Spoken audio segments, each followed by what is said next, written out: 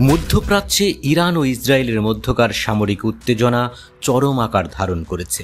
তবে ইসরায়েলের সামরিক হামলা বন্ধ হলে ইরানের পক্ষ থেকেও প্রতিক্রিয়া বন্ধ হবে বলে জানানো হয়েছে।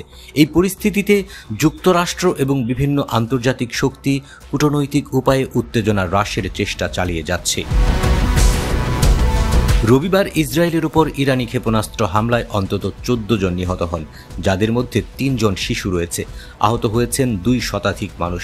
তেল আবিবের উপকণ্ঠে বাত ইয়াম শহরের একটি অ্যাপার্টমেন্ট ভবনে হামলার পর ধ্বংসস্তূপের নিচে এখনও 4 জন নিখোঁজ রয়েছেন বলে জানিয়েছে উদ্ধারকারী দল।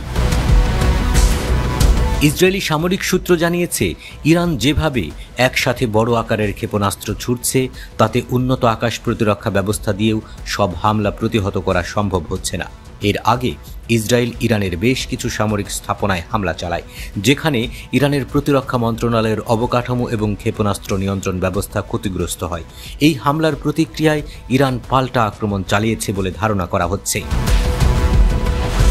মার্কিন প্রেসিডেন্ট ডোনাল্ড ট্রাম্প এক পোস্টে বলেন, আমরা খুব সহজেই ইরান ও ইসরায়েলের মধ্যে একটি চুক্তি করতে পারি এবং এই রক্তক্ষয়ী সংঘাতের অবসান ঘটাতে পারি। এদিকে ট্রাম্প রাশিয়ার প্রেসিডেন্ট ভ্লাদিমির পুতিন এবং কাতারের আমির তামিম বিন হামাদ আল সানির সঙ্গে আলোচনায় বসেছেন। কাতারের আমির ইতোমধ্যেই ইরানি প্রেসিডেন্ট মাসুদ পেজেশকিয়ানের সঙ্গে সরাসরি যোগাযোগ করেছেন। জার্মান চ্যান্সেলর ফ্রিডরিখ মার্চ ওমানের সুলতান হাইথাম বিন তারিকের সঙ্গে কথা বলেছেন।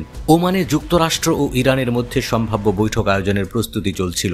দুই পক্ষই ইঙ্গিত দিয়েছে পারমাণবিক উত্তেজনা হ্রাস এবং সংঘাত বন্ধের জন্য আলোচনার দরজা খোলা রাখা দরকার। এদিকে কানাডায় শুরু হতে যাওয়া G7 সম্মেলনে নেতারা মার্কিন প্রেসিডেন্টের সঙ্গে সময় নিয়ে এই সংকট নিয়ে আলোচনা করবেন বলে আশা করা হচ্ছে। তবে তারা ট্রাম্পকে একযোগে চাপে ফেলতে না চেয়ে যৌথভাবে উত্তেজনা কমানোর পথ খুঁজছেন। ইরান ও ইসরায়েলের মধ্যকার এই সংঘাত কেবল দুটি দেশের সীমাবদ্ধতা পেরিয়ে আন্তর্জাতিক নিরাপত্তার জন্য হুমকি হয়ে দাঁড়িয়েছে বলে আশঙ্কা করছে বিশ্লেষকরা। এখন প্রশ্ন, কূটনৈতিক প্রচেষ্টা এই আগুন নেভাতে কতটা সফল হবে?